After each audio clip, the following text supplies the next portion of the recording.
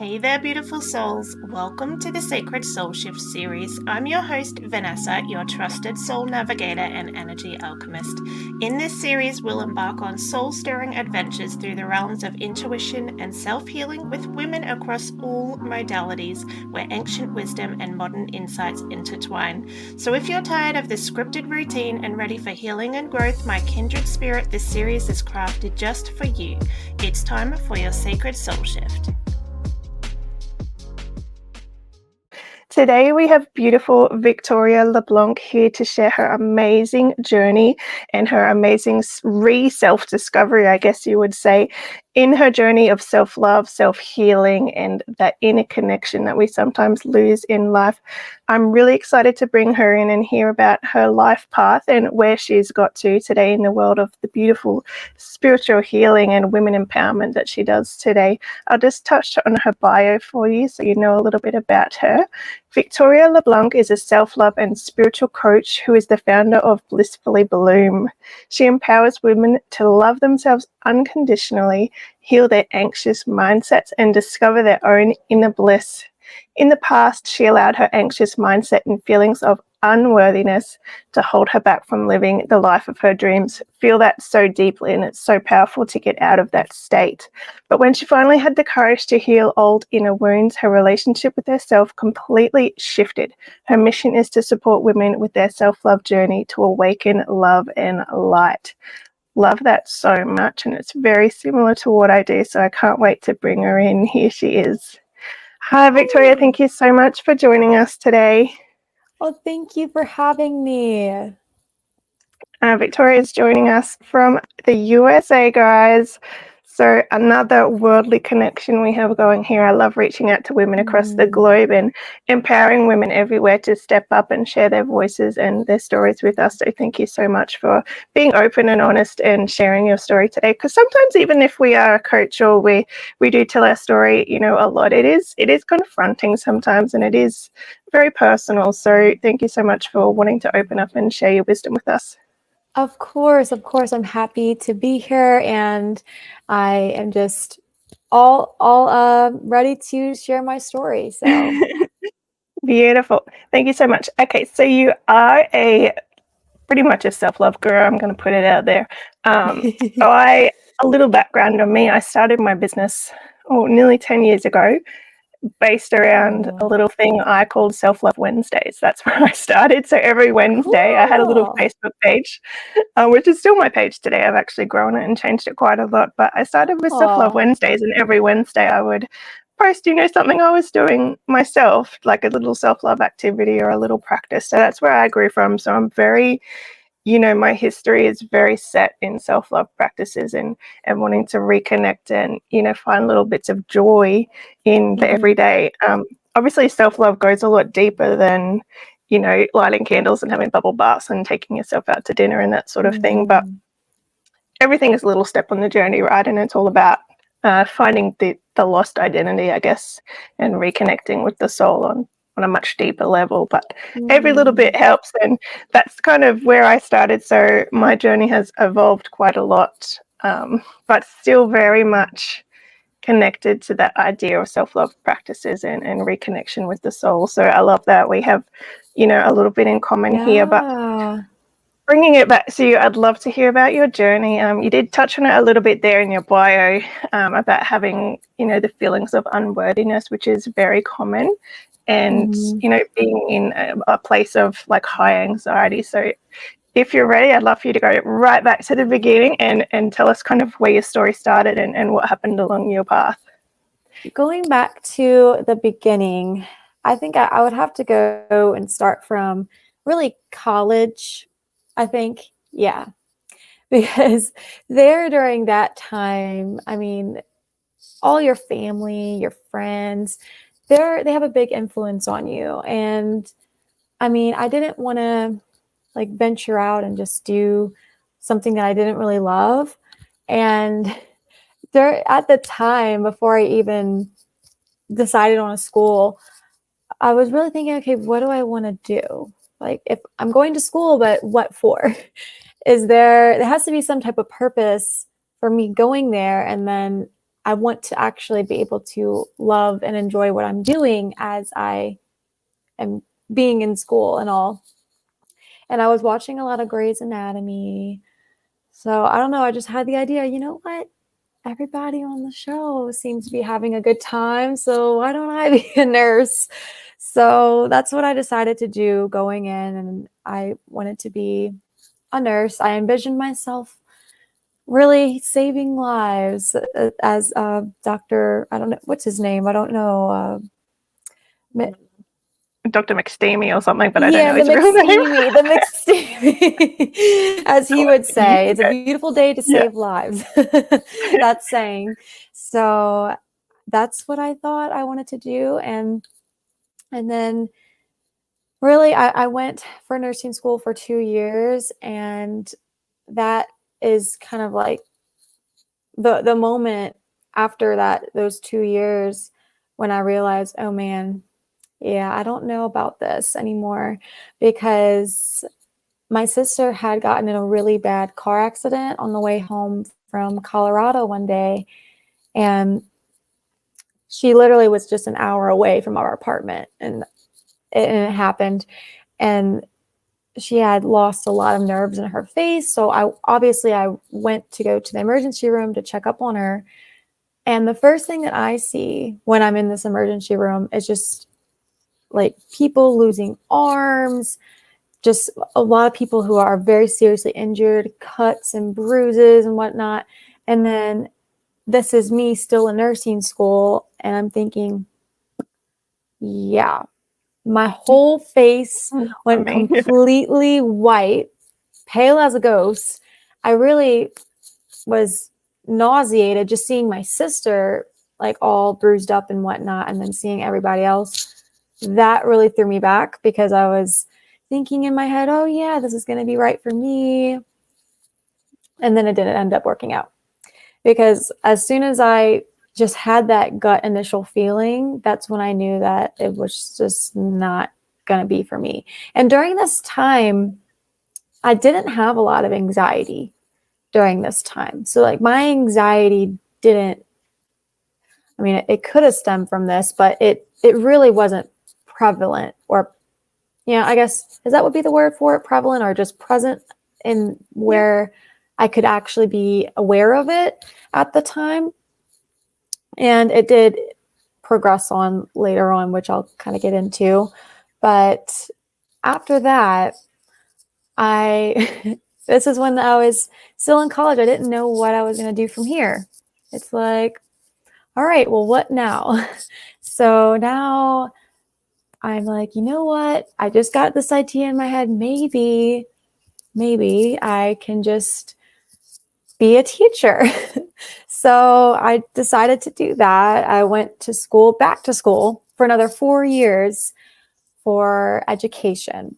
And just the idea of being in the classroom lit me up, because my education experience, or elementary education experience, I loved. I absolutely loved a lot of things in elementary school. And the idea of me teaching kids just really lit my soul up. So I was like, okay, this feels different from the nursing.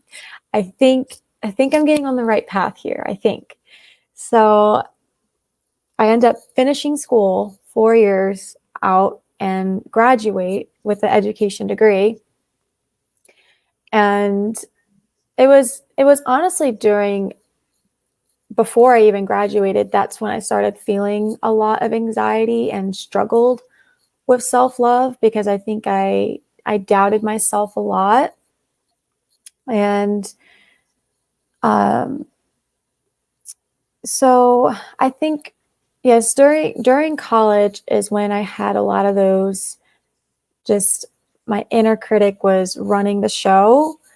And I think that is when I had a lot of turmoil in my head, feeling really almost lost in a way. Because even though I had this lit up feeling in my soul and I was just all happy, changing majors and all of that, I still wasn't fully happy on the inside. And I really didn't understand why. Seeing everybody else like in their stages of life, I think I was in that comparison mode, comparing everybody to myself of where I was at during that stage, because all my friends are already graduated. I was still in school, still working towards my degree, and everybody else already had a full-time job. And that's where I think, even before this, I've talked to my therapist about this. This is one big pattern in my life that I tend to do, is I attach my worth to external factors outside of myself. So whether that be my appearance, my success, my relationships, whether the relationship is working or not, whether, if there's disagreements, I attach my worth to those things.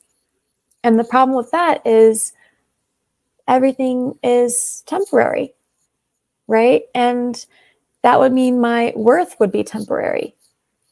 And it would be just a fleeting worth feeling inside that I had. So that's been something that I've been working on a lot. That's been one of my core inner works that I've been doing for the past few years. And it's a journey. I'm still learning, and I'm still growing and finding new things to heal and continuing to do all of that. So back to the worth and the comparison that I was doing, I struggled a lot with my body image as well. And that's when I developed a really toxic relationship with food during college.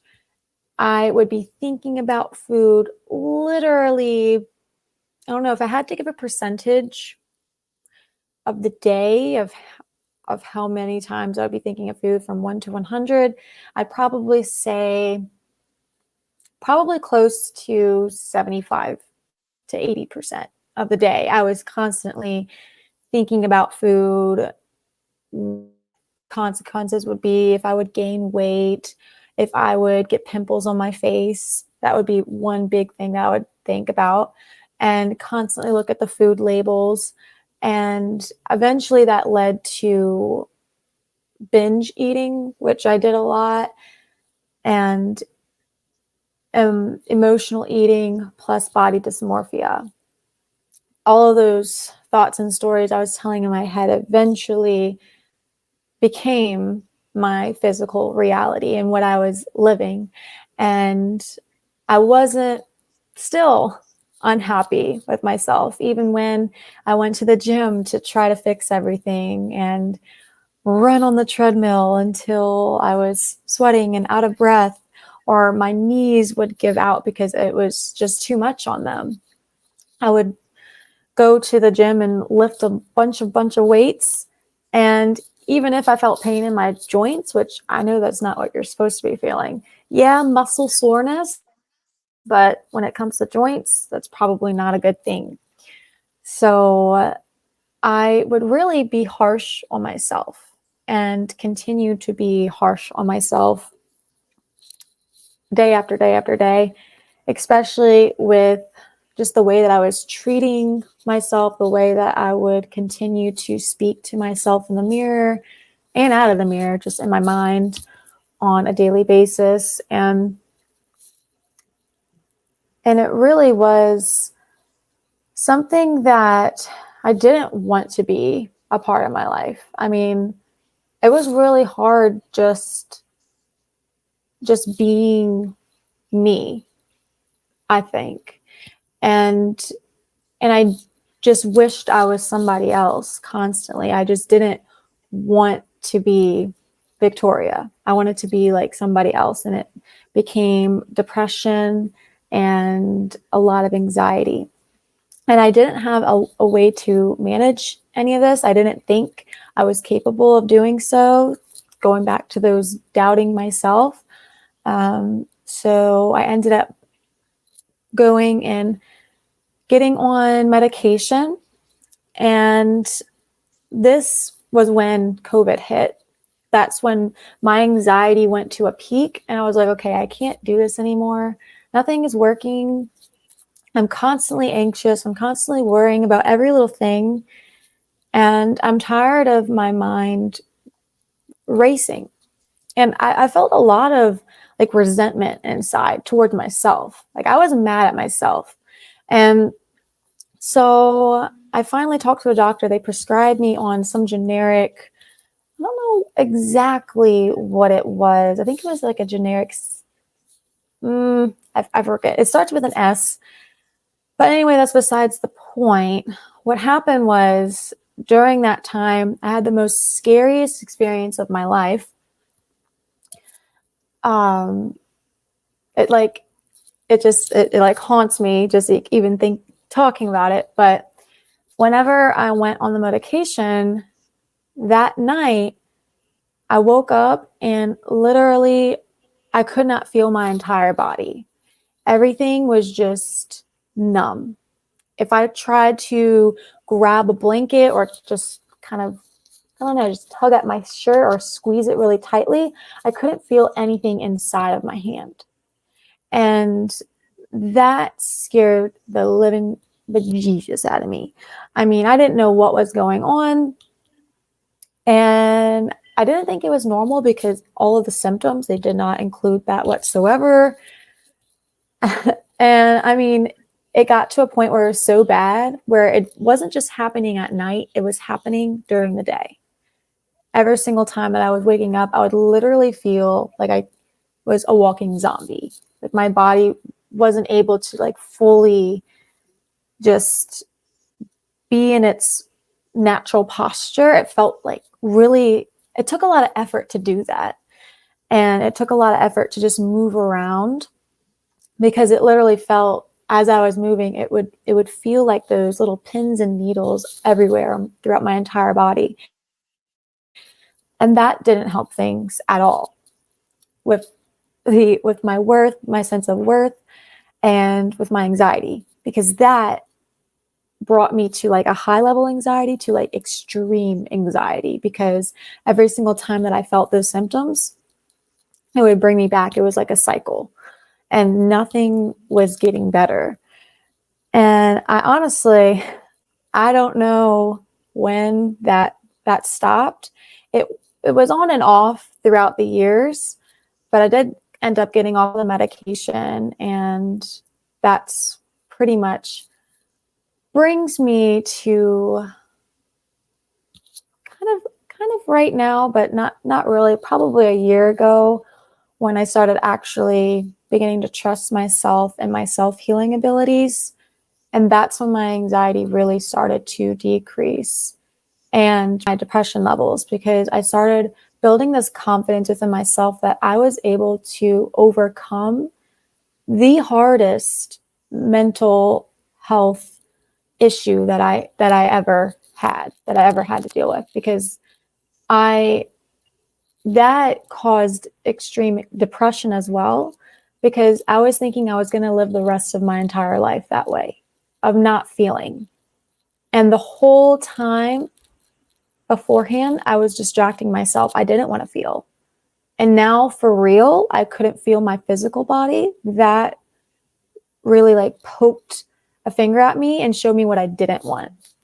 I didn't want to live my life not being able to feel what I was experiencing. I actually began to appreciate my emotions, appreciate my body sensations, because that's what makes you human. It's what makes us alive, us feeling alive in this human experience that we are living in.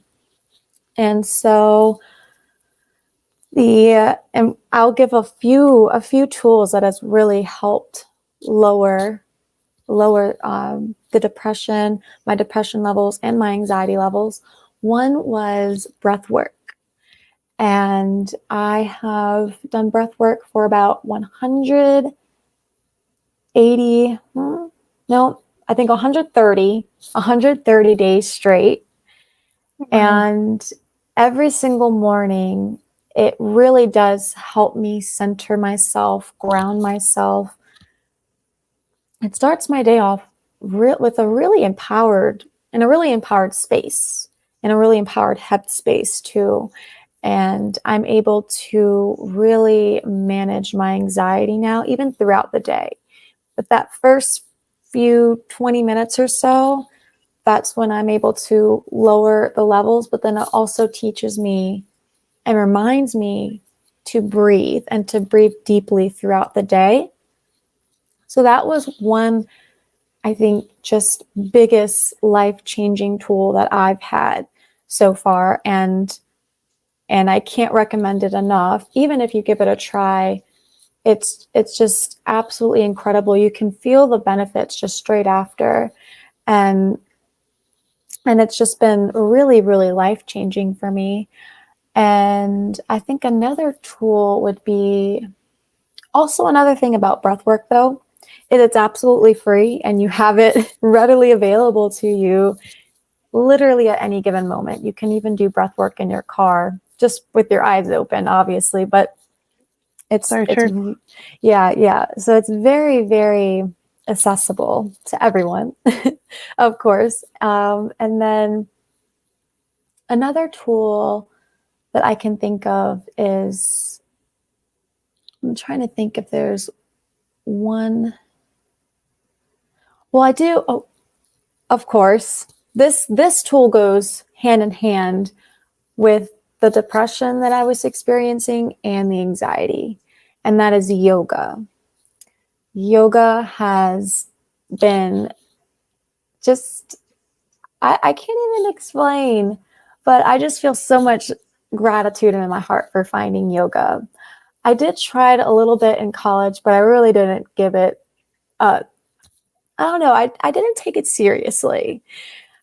And so that didn't really help because I guess there's two really, really key things that yoga can give you. And it can be physical, like, I guess, your strength, physical strength, like flexibility, all of that, or spiritual. It can also be a spiritual practice. And when I first started, I thought, oh, yeah, I want to get strong. I want to be more flexible. That was my intention when starting yoga. But little did I know that I would be starting a journey that would help not only my mental health, but also my spiritual growth as well, which was very lacking. In college, I had a me mindset.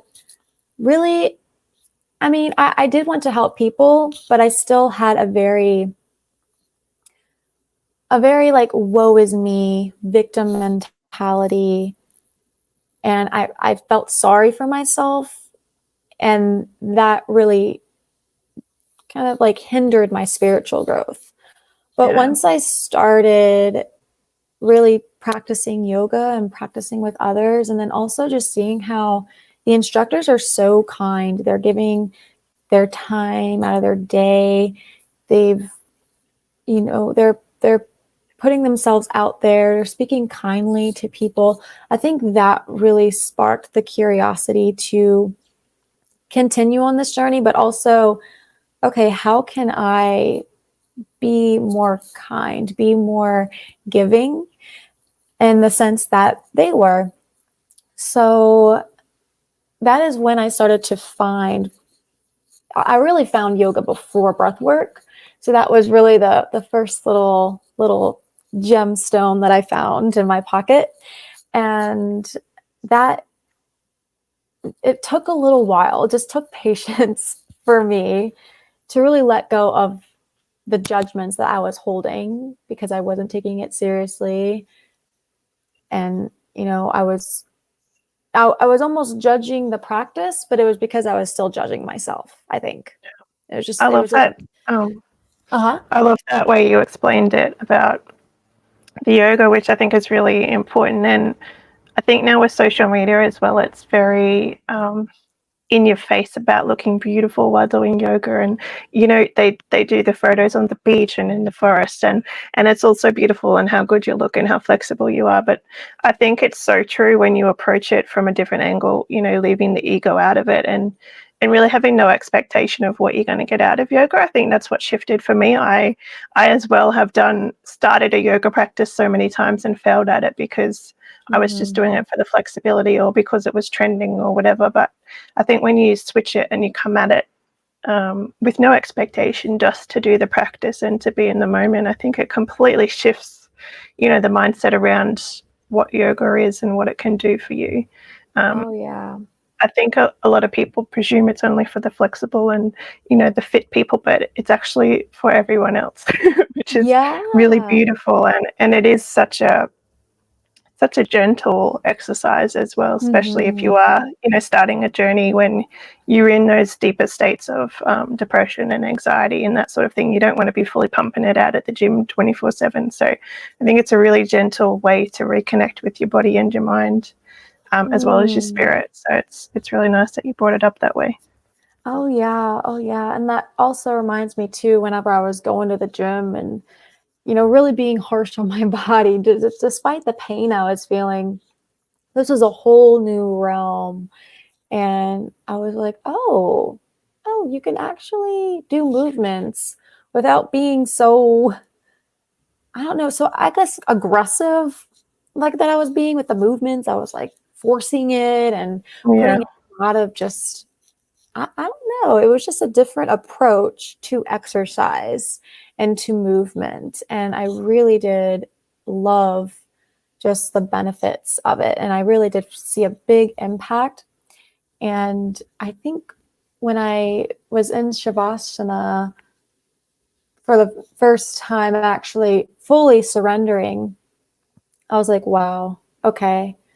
I was missing out. I wish I had started this way yonder. And I mean, but I think too, I had to learn and experience those Mhm. very things for me to get right here. Because if it would have just been happiness and oh, joy and no difficulties or obstacles whatsoever, I don't think I would be the same woman that I am today. So I do appreciate even and grateful even for those difficult times in my life. And then I think when when I started those practices, and like you said, it's a really gentle practice, that's when self-love started to kind of plant its seed within me and start to bloom. Even just the little choices that I made, they were out of love. And all of those really compounded over time because the yoga, it reminded me to not only show up for myself on the mat, but also off the mat and really consider what choices I was making throughout my day. Now, I'm not going to say I was perfect 100% all the way up to now. No way. No way. I had days where I fell out of love with myself. And I think it's just a continuous process of being reminded that you do deserve love. You are worthy. You are enough. And, it's a continuous evolvement of who you are. And you're going to, it's funny because even just the other day, I saw a Snapchat from years ago of myself. And I started to become jealous of myself from years ago. And I was like, where is this coming from? Why do I feel this jealousy? Because I was doing this program, this workout program, and I had just bulk muscles, really, really just toned abs. And I was like, wow, my body doesn't look like this now. Like, what am I doing wrong? And I found myself back in that dark place of comparison, but comparing myself to myself. I've never done that in my life. And I'm like, wow. But I think it's also, maybe you use that jealousy and kind of fade it out because there's no need to be jealous of the person that you were beforehand, and use it to motivate you, inspire you if that's something that you're looking towards. If you're looking to gain more muscle, maybe that's your chance to, oh, maybe I do want to go start back at the gym again, because I have been just doing yoga movements, and for me it's worked perfectly. That's what I love to do. That's how I love to move my body besides walking. I love my daily nature walks as well and hiking. But yeah, it's crazy to me how from that place that I was, how far I've come from today, because I never would have thought in a million years that I would be helping other women with the problem that I had, because I literally thought it's going to be like this forever. And I had no idea about that mantra, everything is temporary. This will Mhm. this will fade away, because in my mind I was thinking this is going to be my forever. That's what I thought. So now moving on to just kind of where I am at today, I have really as you said in the beginning, I am a self-love and spiritual coach. So I help women who are wanting to love themselves unconditionally and really let go of those fear-based stories that they're telling themselves. Like the ones that I was telling, I am not enough, or I'm not good enough, or I don't deserve love, all of that. And now I feel like I have come to a place where I know my purpose, which kind of going back to where I was education in the education world, this kind of like springs it back. Because, okay, like how did I even become a coach? Like I left you off with I was a teacher. Okay, but what happened after that? So during that time, I did graduate, had the degree, moved to Colorado Springs. I was from New Orleans, so I moved to Colorado Springs and I became a teacher's assistant. But backing up just a little bit, talking about my student teaching experience. That's when I had my first spiritual awakening. And that's what kind of shifted that me mindset. And I was like, wait, it's not all about me, is it? Because I was teaching this little girl at the time. She was learning English. So she was fairly, I guess, just learning pretty much a lot more than what the other students were learning. And whenever they were just doing an assignment, the teacher told them to write the name on the top of the paper. Well, she goes to write her name and she's looking really puzzled. So I go over there and she's like, I don't know how to do that. I was like, what do you mean you don't know how to do what? She's like, I don't know how to write my name. And that's when I was like struck aback, because that had never crossed my mind that a 7-year-old was struggling with that. And that really, really saddened my heart and made me realize, oh, wow, I think it's really hard to describe, but that was in that moment, that's when my whole perspective of the world began to shift and turn, because then I started to realize, wow, it's really not all about me. And I'm here for a greater purpose. And that really is to be of service and and not just to benefit myself, right? To benefit the whole world. And it was just a surreal experience, and almost it's hard to really pinpoint what that feeling was, but it was just an eye-opening breakthrough moment for me. And so going back, graduated, had my degree, went to go and be a teacher's assistant in Colorado Springs. That was the moment after being a teacher's assistant for only 6 months where I realized, wow, okay, I don't know if this is for me. I don't know. Because I had those feelings again, and I started to become almost a bit lost again, because the management of the classroom was just not my cup of tea. Managing 30 plus students, sometimes even more, really did send a chaotic tornado inside my mind. And I wasn't even enjoying it at that point anymore. I was always worried about, oh man, what is this kid going to do? Is he going to run out of the classroom? Are they going to be in a behavior situation that I need to deal with now? It was always on edge, and I could never fully enjoy what I was actually doing, which was to teach. So I decided at that moment that it wasn't for me. And then here comes the doubts again and the shame because, oh my gosh, my parents had spent all this money on me for college. And then here I am not doing what they said they were going to do. I said that I was going to do. And that just had me really, really lost. And I was like, okay, at this point, I started to label myself as a failure. I didn't know what else I could do. I was really taken aback, and I was really disappointed in myself because people pleasing me was telling me, no, you should stay in this no matter what. But then in my heart, I knew that this just wasn't for me. I was in the right direction of wanting to help people, being of service, but that's not what it looked like, for me at least.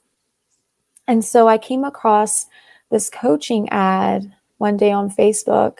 And I mean, I've seen coaching ads all the time, but this one really took me back. I don't know why, but I became really curious about this one and messaged the founder of the academy. It was called One Mind Academy. And the founder's name is Octavia. She is just literally a beautiful soul. If you are interested in coaching training, definitely go check her out. She was just so sweet. She wanted to hear my story, like why I was interested. She really brought in she brought in her heart. Like I knew that she wasn't just trying to sell me something. She was really there to hear me out on my story, get to know me, all of that. And whenever we had our first call, I was like, okay, this sounds like me. I don't know what it was, but it was almost that fire belly, that light in my soul that I had beforehand whenever I was thinking I wanted to be a teacher. It was that times 10. It was like it was like a light just came down upon me. And it was the easiest yes I've ever said. Yes, I want to do this. I want to be a coach. So I invested in the coaching training. And during that training is actually when I started to create my self-love program and really just dive into this space. I had a few practice clients here and there, and then ventured out into having actual clients after that. But it was just an amazing, amazing experience. And I think it just reminded me that, I mean, it's hard to put words into, but I think it just reminded me that I am exactly where I need to be. And I just have to trust the universe, because I think I doubted myself for so long and was so disconnected from love, so disconnected from myself for a long time, that I was finally starting to feel connected. And I think I was scared that I was going to lose that again. But I think just trusting that, everything is going to turn out how it should be. And the universe is always guiding me and supporting me through that. Yeah, I love that. I love your story about all the different things that you've tried and you've followed your heart, but, finding that understanding that, yes, I've done it, but it's not for me. I think that's really powerful to be able to step away from something. I did that. I went to university. I went all through high school, Oh, wow. knowing and understanding I didn't want to go to university. But then I got into university. Like my grades were, I don't know how you guys do it over there, but you need an OP score to get into a certain degree. And I got in, so I went. because it made my parents happy and it was expected of me. And I got halfway through a bachelor's degree, and a bit like you, when you went to the hospital, I took a minor in prac. So I went out and I was doing what I wanted to do. And I was like, this isn't for me. What am I doing? I'm wasting all this money at university and this isn't for me. So I kind of got to that point as well where I dropped out, because otherwise it would have been, thousands and thousands more dollars. But I think it's really important to be able to stand up and face that societal pressure. You talked about how your parents paid for university. It's all those different pressures, where we feel obligated and pressured to undertake a specific journey. But, you always feel deep down when there's something kicking you, or there's something not quite right in your soul and not aligned, but you feel the pressure to do it anyway because you feel it's expected, and you feel guilty and, I guess, bad for someone else because you're not doing what they want you to do. But in the end, it's your life, right? So I think it's really powerful to be able to say no. I think saying no and quitting to some things is sometimes more powerful than saying yes, because when you're saying no, you're aligning yourself more onto your spiritual path, and your life will become happier by saying no in that 1 or 10 moments. It might take you 20 fails to find that one thing that lights your soul on fire. And as you said, every single thing that you do on your path and your journey is teaching you something. It may not be what you want to do, later or whatever, but at that moment you said yes for some reason. I think everything happens for a reason. So it's teaching you, even if it's just one little thing, it's helping you to understand, even if it's to understand it's not what you want to do. So everything helps you on your path. So I think that's a really good story about, saying no to what's not serving you, and saying yes to what is serving you. And it might take you a year, it might take you 5 years, it might take you 30 years to find what lights your soul on fire. But eventually, if you keep saying no and keep saying yes to the next thing, to the next opportunity, I think you'll eventually find, if you're doing this alone, you'll eventually find, what does light your soul on fire. And I think that moment when you do find that, you'll be like, wow, everything has changed. And that's the moment everything shifts into alignment, and it's really amazing. So thank you for sharing that, because it is, it's not easy sometimes to stand up and talk about failures and sometimes when you are in that ego mindset and you do feel shame and guilt about saying no to things, sometimes it's easier just to say yes to please people, right? So it is really powerful to say no. So thank you for sharing that story. Of course. Yeah. I have one last question that I always ask my guests on the show. What is your message to the world? What are you here to share? What's your legacy? I would say that my message to the world is that you can find the love that you're looking for from within. You can find the peace that you're looking for from within. You can find the bliss, joy, happiness, excitement, abundance from within. Beautiful, and that's so true. I think particularly even with the university story that you went through and trying to find that happiness outwards, I think that's worldwide, preached, is you got to find happiness outside of yourself. But so true, and I love that message that everything is inside of you, because it really is. And sometimes it just takes one moment to, unlock that switch and you can find it. But really beautiful.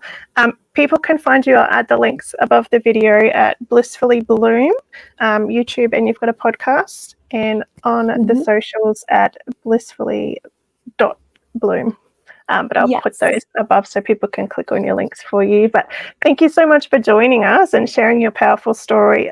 It is, as I said earlier, even if you tell your story 100 times, it's still your story and it's still personal. So I really appreciate all the wonderful women that come on the show and share your wisdom and your story. And I really do love self-love. It's what's driven my journey once I did, initially start my spiritual awakening so many years ago. But it is one thing that I stuck with, and it is such a core, vital step to finding yourself and rediscovering, your purpose and your inner light. So thank you. And thank you from the women that are going to watch this video and all the women that you help, because it is such a powerful thing to be able to step up and, help other people find that.